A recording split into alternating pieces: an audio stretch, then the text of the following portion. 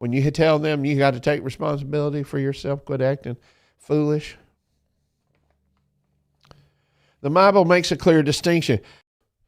So I've got to take some responsibility for my own life and the works of my own flesh.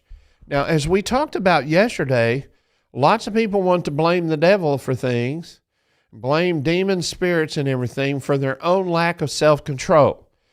People say, well, that person's got a spirit of addiction to alcohol. No, he doesn't. He has uncontrolled flesh.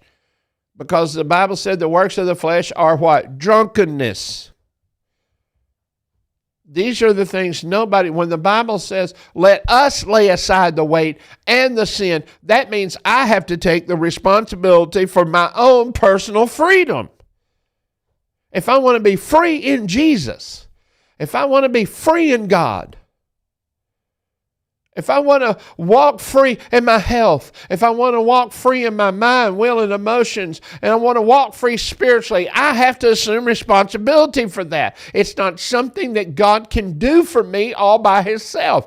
He can't do it. He has to have my permission, just as the devil has to have your permission to operate in your life.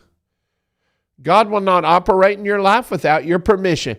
The devil cannot operate in your life without permission. This is the way it works. And if this would have been different, things would have been. They always want to blame something else to relieve themselves of the responsibility of learning to walk in the Spirit and be led by the Spirit.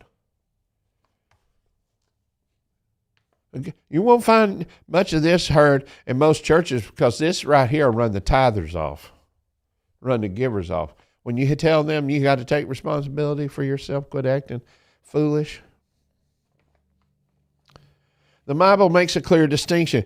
Temptation comes from Satan or demons. James 1, 13 through 14, Matthew 4 and 1. Sinful behavior is a result of the flesh, our nature. Galatians 5, 19 through 21, and Romans 7 talks about this.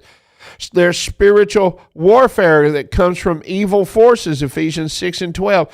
Freedom and growth, though, come from the Spirit of God, Galatians 5, 16, and Romans 8, 1 through 14, which we talked about yesterday.